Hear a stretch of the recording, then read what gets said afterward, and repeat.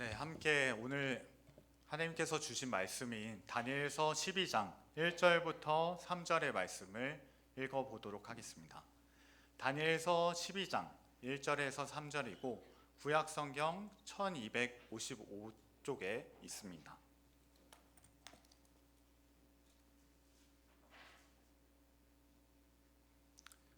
네, 3절의 말씀이어서 함께 읽어보도록 하겠습니다. 1절부터 함께 읽겠습니다. 시작. 그때 내 민족을 호위하는 큰 군주 미가엘이 일어날 것이요 또 환란이 있으리니 이는 개국 이래로 그때까지 없던 환란일 것이며 그때 내 백성 중 책에 기록된 모든 자가 구원을 받을 것이라. 땅의 티끌 가운데에서 자는 자 중에서 많은 사람이 깨어나 영생을 받는 자도 있겠고 수치를 당하여서 영원히 부끄러움을 당할 자도 있을 것이며 지혜 있는 자는 궁창의 빛과 같이 빛날 것이요 많은 사람을 옳은 대로 돌아오게 한 자는 별과 같이 영원토록 빛나리라. 아멘. 네, 감사합니다. 그래서 오늘 특별히 다니엘서 12장 1절에서 3절의 말씀으로 하나님의 말씀의 은혜를 나눠보려고 하는데, 앞서 말씀을 나누기 전에 먼저 정말 사랑하는 성도 은곡교회 성도분들 한 분 한 분 한 주간 정말 고생 많으셨고 또 특별히 설날 주간이셔서 잘 쉬셨을지 모르겠습니다. 그래서 그 이전까지 수고하신 것까지 이렇게 끌어들여서 한 주간 그리고 한 달간 지난해 정말 고생하셨습니다. 함께 서로 양옆을 보면서 한 주간 그리고 지난해 정말 고생하셨습니다. 제 갑작스러운 요청에도 이렇게 응해 주셔서 감사합니다. 감사합니다. 그러면 오늘 특별히 읽은 본문이 다니엘서인데, 다니엘서라고 하면 어떤 것이 떠오르시는지 한번 여쭤보고 싶습니다. 아마 마음속으로 대답할 시간이 충분하지 못했을 텐데 제가 바로 치고 나아가자면, 보통 지혜로운 다니엘 혹은 다니엘과 새 친구들을 떠올리실 것입니다. 그래서 지혜로운 다니엘을 보면서 저도 그리고 저희의 자녀들도 그렇게 자라났으면 좋겠다라고 꿈을 꾸거나, 혹은 다니엘의 새 친구의 그 구원 역사를 보면서 와, 하나님 정말 멋지시다라고 찬양할 것입니다. 그럼 이것들을 함께 포함하는 더욱더 상위 개념인 다니엘서가 말하고자 하는 가장 중요한 주제는 무엇일지 살펴보자면, 결국 다들 아시다시피 하나님의 주권적인 구원과 성도들이 반드시 얻게 될 영광입니다. 이것에 대해서 더 구체적으로 말씀드리기 위해 저희 한번 다니엘서가 쓰여졌을 당시 그 배경으로, 그 역사로 한번 되돌아가 보겠습니다. 하나님께서 지켜주신다고 하셨던 예루살렘 성전이 있습니다. 그리고 하나님께서 계신다는 그 장소가 정중앙에 성전에 있습니다. 그런데 그것들이 완전히 무차별적으로 황폐하게 파괴되었습니다. 이스라엘 사람들은 포로가 되어서 바벨론 제국에 끌려갔습니다. 완전히 파괴된 성전과 그 도시, 그리고 온갖 우상이 넘쳐나는 그 바벨론 제국에서 과연 이스라엘 사람들은, 유대인들은 어떤 생각을 했을까요? 특별히 하나님을 향한 그 신앙을 그들은 어떻게 가졌을까요? 아마 다니엘처럼 신실하신 분들도 계시겠지만, 저 같은 경우라면 아마 하나님은 패배하셨다, 하나님은 약속을 지키지 않으시고 하나님은 정의롭지도 못하다 라고 그렇게 하나님을 오해해서, 하나님을 왜곡해서 그렇게 믿었을 것 같습니다. 그에 대해서 다니엘서는 오늘 분명하게 말하고 있습니다. 하나님은 패배하시지 않고 분명하게 승리하셨고 지금도 승리하시고, 하나님은 정의로우시고, 하나님은 여전히 약속을 지키시고, 하나님은 그 누구보다 의로우셔서 분명히 살아계시다고 다니엘서는 말하고 있습니다. 그 대표적인 예시로 오늘의 본문인 다니엘서 12장 1절에서 3절의 말씀은 구약상 성경 중에서 저희가 알고 있는 부활에 대해서 가장 분명하게 말하는 구절 중에 하나입니다. 그래서 의로우신 하나님께서는 의인들을 반드시 그때에 부활시키실 것이다 라고 오늘의 본문은 요약해서 말해주고 있습니다. 그러면 본문을 저희가 메시지를 살펴보기 전에 그 유대교는 과연 이 말씀을 어떻게 이해했는지 시각 자료를 통해 함께 살펴보도록 하겠습니다. 네, 감사합니다. 그래서 저희 보시는 게 잘 보이실지 모르겠지만 특별히 예루살렘 동쪽에 위치한 공동 묘지입니다. 오늘날에도 많은 유대인들이 저 공동 묘지에 묻히기 위해서 엄청난 재산들을 기부하거나 그런 유대교에 대한 헌신을 하기 위해 나아가고 있습니다. 왜 그러냐면 저기에 있어야지, 그 예루살렘에 있어야지 나중에 하나님께 그 부활의 혜택을 받게 될 것이다 라고 그들은 왜곡해서 오해해서 이것을 받아들이고 있기 때문입니다. 그러면 저 잘못된 무덤의 형태가 아니라 오늘 정말 다니엘서 12장 1절에서 3절이 말하고자 하는 그 부활은 무엇일지 함께 오늘의 말씀을 통해서 살펴보도록 하겠습니다. 첫 번째로는 고난은 반드시 겪게 됩니다. 동시에 구원도 반드시 일어납니다. 다니엘서 12장 1절의 말씀을 오늘 한번 제가 다시 읽어보도록 하겠습니다.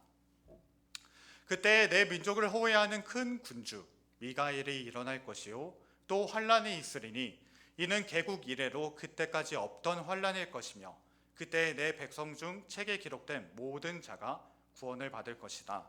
아멘 라고 말하고 있습니다. 오늘은 보다 명확한 의미를 알아보기 위해 히브리어 성경을 활용해 제가 직접 한 번역을 통해서 12장 1절 개역개정의 번역이 아니라 제가 번역한 것을 통해서 이 12장 1절의 말씀을 함께 읽어보도록 하겠습니다. 함께 읽어보겠습니다. 시작. 그때 내 민족을 지키기 위해 일어난 큰 군주 미가엘이 일어날 것이다. 나라가 생긴 이후로 경험하지 못한 고통이 그때 경험하게 될 것이다. 그때 그 책에 적혀져 있어 찾을 수 있는 내 모든 백성은 구원받을 것이다 라고 말하고 있습니다. 오늘 이렇게 개인적으로 번역해서 가져온 이유는 특별히 히브리 사람들, 그러니까 유대인들, 이스라엘 사람들에게 꽤나 익숙한 글쓰기 기술 중에 하나인 반복법을 통해서 오늘의 성경 구절을 더 분명하게 알아보기 위함입니다. 반복법에 대해서 모든 민족들 대부분이 생소한데 이것은 이스라엘에 존재한다는 특별한 글쓰기 기술 중에 하나로 한 문장 안에서 같은 단어를 연속해서 사용해서 그것을 강조하는 것을 뜻합니다. 예를 들자면 여기 계신 성도분들, 특별히 자매분이라고 말하긴 제가 너무 어려서 이렇게 말씀드리니까 너무 죄송한데 너무 멋지시고 아름다우시고 멋지신 성도분들이 계신데 그분들에게 제가 한번 말씀드려보면 반복법을 통해서 말씀을 드려보겠습니다.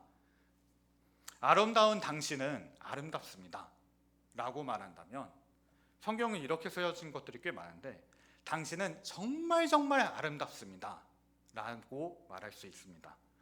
이것을 토대로 다시 한번 오늘 12장 1절의 말씀을 다시 읽어보도록 하겠습니다. 시작. 그때 내 민족을 지키기 위해 일어난 큰 군주 미가엘이 일어날 것이다. 나라가 생긴 이후로 경험하지 못한 고통이 그때 경험하게 될 것이다. 그때 그 책에 적혀져 있어 찾을 수 있는 내 모든 백성은 구원받을 것이다. 아멘. 그래서 여기에 보시면 그때라는 것과 그리고 일어날 것이다, 경험한이라는 단어가 계속 반복돼서 사용되고 있는 것을 저희는 볼 수 있습니다. 특별히 일어나다라는 단어부터 한번 주목해서 살펴보려고 하는데 일어나다라는 건 다들 아시다시피 저희가 의자에서 단순히 일어나는 그런 행위를 뜻하지 않습니다. 특별히 하나님께 일어나다라는 단어가 사용될 때에는 하나님께서 본격적으로 일하기 시작하셨다, 하나님께서 정말로 구원하시기 시작하셨다라는 것을 뜻합니다. 그래서 1절의 앞부분을 다시 한번 살펴보면 이것을 토대로 그때 내 민족을 지키기 위해 미가엘을 통해 하나님께서 반드시 구원하실 것이다 라고 이해할 수 있습니다. 그 다음 문장을 본다면 고통 또한 한 번도 경험하지 못한 고통을 반드시 경험할 것이다 라고 말하고 있습니다. 이처럼 하나님께서는 고통받는 백성들, 특히 하나님을 믿기로 선택해서 고통받는 백성들을 반드시 구원하실 것이다 라고 1절은 말하고 있습니다. 저희가 다 알다시피 구약시대의 하나님을 믿은 인물들 역시 대부분 그 고난을 겪었습니다. 다니엘서 내에서만 보더라도 다니엘과 세 친구도 예외가 아니었습니다. 이 다니엘서를 직접 기록한 다니엘은 유년 시절부터 바벨론 포로의 그런 신분으로서 왕의 신하가 되기 위한 그런 철저한 시험을 받게 되었고 그 과정 가운데 왕의 호의를 거부하였습니다. 사실 왕의 호의를 거부한다는 것이 성경 내에서 얼마나 위험한지 나타나진 않지만 저희가 그 역사를 통해서도 왕의 명을 거부한다는 것이 얼마나 위험한지 알 수 있을 것입니다. 근데 이것보다 더 긴급한 상황이 6장에서 펼쳐집니다. 6장에서는 하나님을 향한 기도 때문에 차라리 비리를 저지르고 어떤 잘못된 행동을 한 것이면 이해라도 될 텐데 하나님을 향한 기도 때문에 다니엘은 모함을 받게 되었고 사자굴에 던져져서 죽을 뻔하였습니다. 그리고 새 친구들 역시도 다니엘과 똑같은 그 유년 시절을 겪으며 3장에서는 특별히 하나님 이외에 다른 것에는 절할 수 없다는 그런 신앙으로서 풀무불에 던져져 죽을 뻔하였습니다. 사실 제가 죽을 뻔하였다라고 말하지만 사실 죽었다라고 볼 수 있을 만큼 하나님의 구원 역사에 대해서 기대할 수 없을 만큼 절망스러운 상황이었을지도 모르겠습니다. 다니엘서뿐 아니라 성경의 대부분 인물들이 하나님을 선택해 온갖 고난과 심지어 목숨을 잃기도 하였습니다. 그들의 믿음에 대해서 저희 역시도 본받을 것이 있을 만큼 너무 믿음이 뛰어난 것도 사실이지만 무엇보다도 하나님께서 그들에게 믿음을 선물로 주셨기에 결국 이 말은 저희 성도들 역시도 하나님께서 믿음을 그 구원을 선물로 주셨기에 저희에게 도전이 되는 말씀이기도 합니다. 그러면 그렇게 고통받는 것에 대해서 살펴보았는데 과연 사람만이 그 고난을 받았을지 생각해 본다면 가장 먼저 그 누구보다도 하나님께서 먼저 그 고난을 자처하셨습니다. 빌립보서 2장 6절에서 8절의 말씀입니다. 함께 읽어보도록 하겠습니다. 시작. 그는 근본 하나님의 본체시나 하나님과 동등됨을 취할 것으로 여기지 아니하시고 오히려 자기를 비워 종의 형체를 가지사 사람들과 같이 되셨고 사람의 모양으로 나타나사 자기를 낮추시고 죽기까지 복종하셨으니 곧 십자가에서 죽으심이라. 아멘. 예수님께서는 저와 저희 성도분들을 위해서 겪지 않아도 될 숱한 고통과 고난과 죽음을 겪으셨습니다. 심지어 하나님이신 분이 그것을 위해서 이 땅 가운데 내려오셨고 하나님이신 분이 부활하셔서 저희들을 이끌기 위해 참 하나님이자 참 인간의 모습으로 하늘에 올라가서 저희를 이끌고 계십니다. 결국 하나님께서는 성도의 구원을 위해 그 고난을 자처하셨습니다. 성도들이 하나님처럼 의롭다고 신실하다고 증명하기 위해 변론하기 위해 하나님께서는 고난을 자처하셨습니다. 두 번째로는 성도들은 반드시 빛날 것입니다. 이 역시 히브리어 성경을 토대로 번역해서 앞서 살펴본 방법법을 통해 의미를 더욱 분명하기 위해서 제가 번역한 12장 3절의 말씀을 함께 읽어보도록 하겠습니다. 시작. 지혜 있는 자들은 빛날 것이다. 빛나는 하늘처럼 빛날 것이다. 많은 사람들을 의로움으로 돌아오게 하는 자들은 별들처럼 영원히 빛날 것이다. 아멘. 지혜 있는 자들은 빛날 것이다. 엄청나게 빛날 것이다. 의로움으로 돌아오게 하는 자들도 엄청나게 빛날 것이다 라고 12장 3절의 말씀을 그렇게 이해할 수 있습니다. 그렇다면 지혜 있는 자들 그리고 의로움으로 돌아오게 하는 자들은 과연 누구일지 그 대상을, 그 정체를 저희가 밝혀보도록 하겠습니다. 다니엘서에서 말하고 있는 지혜부터 저희가 살펴보려고 하는데, 그 지혜는 단순히 지능지수가 IQ가 높아서, EQ가 높아서 오늘날로 치면 공부를 잘해서 박사학위를 땄다, 좋은 대학교에 갔다 라는 것을 뜻하지 않습니다. 그보다는 다니엘서가 말하고 있는 지혜는 훨씬 더 근본적으로 하나님을 향한 신뢰를 말하고 있습니다. 다니엘서에서는 다니엘이 엄청나게 놀라운 것을 보일 때마다 그 주변 인물들이 다니엘을 향해서 물어봅니다. 그 지혜를 어디서 났냐고, 그 지혜 대단하다고 말합니다. 하지만 다니엘은 그때마다 고백하는 것이 그 지혜는 저에게 없고 하나님께서 주셨고 하나님께 있습니다 라고 다니엘은 매번 그렇게 고백합니다. 결국 성경이 말하고 있는 지혜는 그 무엇보다도 하나님께 있으며 하나님께서 주시는 것, 그것을 신뢰하는 것이 지혜로운 자, 사실 성도라고 말할 수 있습니다. 그럼 두 번째, 의로움으로 돌이키게 하는 자에서 의로움은 과연 무엇을 의미하는지 살펴보자면, 이거 역시 개인의 의로운 생활, 그 가치관, 그 삶을 의미하는 것일지 생각해보자면 이 역시 어느 정도 맞는 말이기도 합니다. 하지만 그보다 훨씬 더 근본적으로 하나님을 신뢰하는 것을 뜻합니다. 다니엘을 시기하여서 모함하려는 세력들이 6장에서 본격적으로 등장합니다.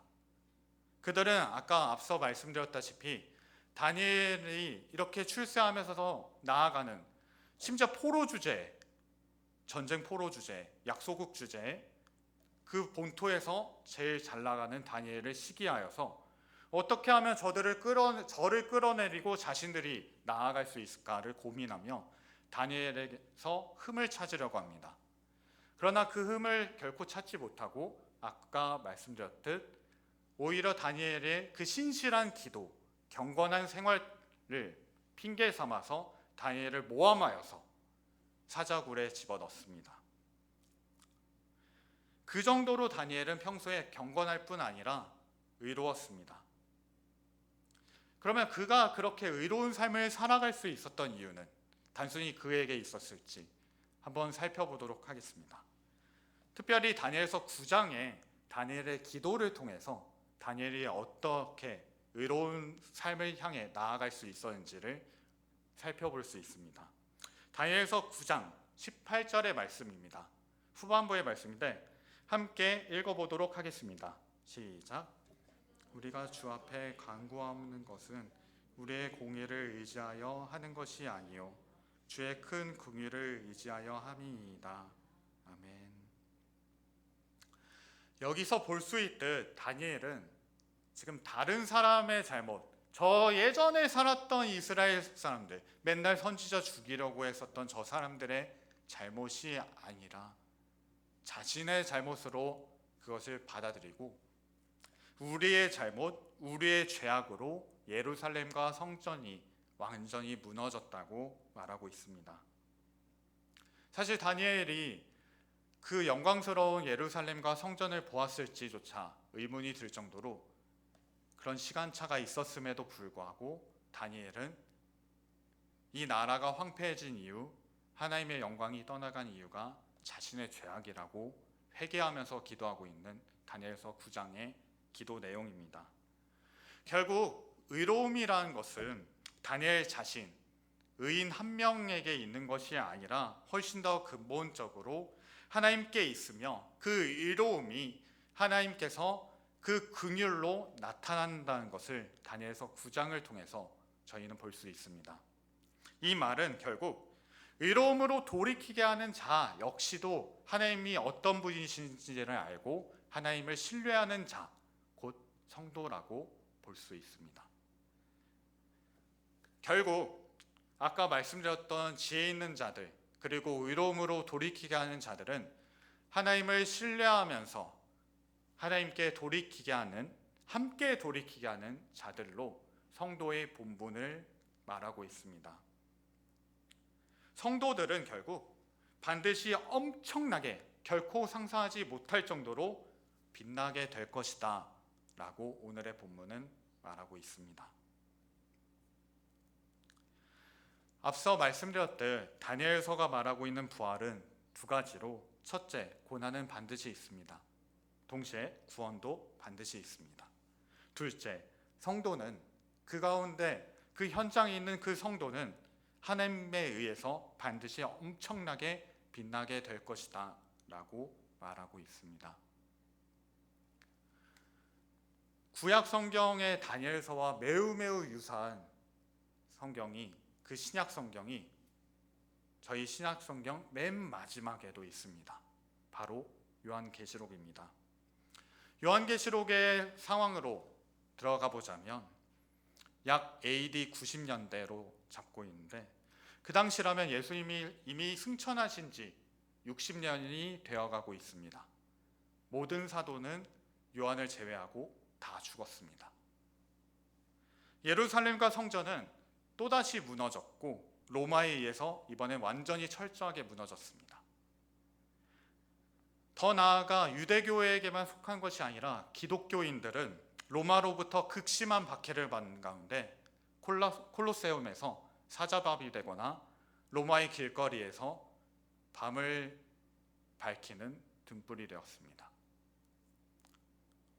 그 가운데 그 초대교회 성도분들은 어떻게 생각했을까요? 하나님 도대체 어디에 계십니까? 하나님 왜 침묵하고 계십니까? 도대체 예수님은 언제야 오시고 정말로 우리를 기억하시며 우리를 버리신 거 아닙니까? 라고 생각했을지도 모릅니다. 바로 이때에 섬에 갇혀서 채석장에서 돌을 캐고 있는 한 노인 요한 사도에게 말씀이 임합니다. 요한계시록 1장 1절의 말씀입니다. 함께 읽어보겠습니다. 시작. 예수 그리스도의 계시라. 이는 하나님이 그에게 주사 반드시 속히 일어날 일들을 그 종들에게 보이시려고 그의 천사를 그 종 요한에게 보내어 알게 하신 것이라. 아멘. 첫 단어부터 예수 그리스도의 계시라고 말하고 있습니다.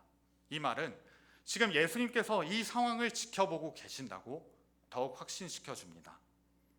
요한계시록의 전체적인 주제 역시도 다니엘서의 주제와 동일하게 하나님의 전적인 구원과 성도의 영광을 뜻합니다. 하나님께서 반드시 신속하게 성도들을 구원하실 것이며 부활시키실 것이며 영광스럽게 만드실 것이라는 것을 그 종 요한에게 보내어 요한계시록이 기록되었다고 요한계시록 1장 1절은 말하고 있습니다. 결국 이 말은 다시 아까 그 질문으로 정말 하나님은 살아계신지, 왜 침묵하고 계신지, 나를 잊으셨는지 하는 그 질문에 대해서 이렇게 답합니다. 절대 아니라고. 하나님께서는 지금 함께하고 계시고 하나님께서는 절대로 버리지 않으시고 지금 구원하고 계시다고. 예수님은 반드시 오실 것이며 성도인 너희들은 반드시 구원받아 새하늘과 새 땅에서 하나님께 영원히 마음껏 예배드릴 것이라고 오늘의 요한계시록은, 그리고 다니엘서는 그렇게 말하고 있습니다. 사랑하는 은국교회 성도 여러분, 이번 한 주 그리고 작년 정말 고생 많으셨습니다. 한 분 한 분이 어떤 고난을 겪고 계신지, 어떤 아픔을 겪고 계신지 알 수 없어 죄송합니다. 때로는 삶을 비관할 수도 있을 것이고 때로는 하나님을 원망할 수도 있을 것입니다. 혹은 지금 겪고 계신지도 모르겠습니다. 사실 그것도 몰라서 죄송합니다. 제가 드릴 수 있는 말씀과 위로는 하나님께서는 지금도 정말로 함께하고 계십니다. 저희가 겪는 고난 중에 함께하고 계십니다. 그 아픔과 눈물을 알고 계십니다. 그리고 그와 전혀 비교할 수 없을 만큼 너무도 놀랍도록 정말로 엄청나게 빛나도록 성도인 여러분을 신실하게 이끄실 것입니다. 오늘의 말씀을 기억하면서 특별히 두 가지를 기도해 보려고 합니다. 첫 번째로는 하나님께서 그렇게 여기 계신 성도분들 한 분 한 분들을 어떻게 이끌어 오셨는지를 기억하면서 특별히 감사하는 오늘의 찬양처럼 감사하다고 기도했으면 좋겠습니다. 그리고 두 번째로는 하나님께 이해되지 않는 것들도 분명히 있을 수 있을 것입니다. 그러한 상황 가운데서 하나님께 이해가 되지 않더라도 하나님을 향한 그런 신앙을, 그 믿음을 더해달라고, 그래서 이해돼서 믿는 것이 아니라 이해되지 않는 가운데서도 하나님을 사랑해서 그 상황 가운데 믿게 해달라고, 이 두 가지를 두고 함께 기도하도록 하겠습니다. 기도하시겠습니다.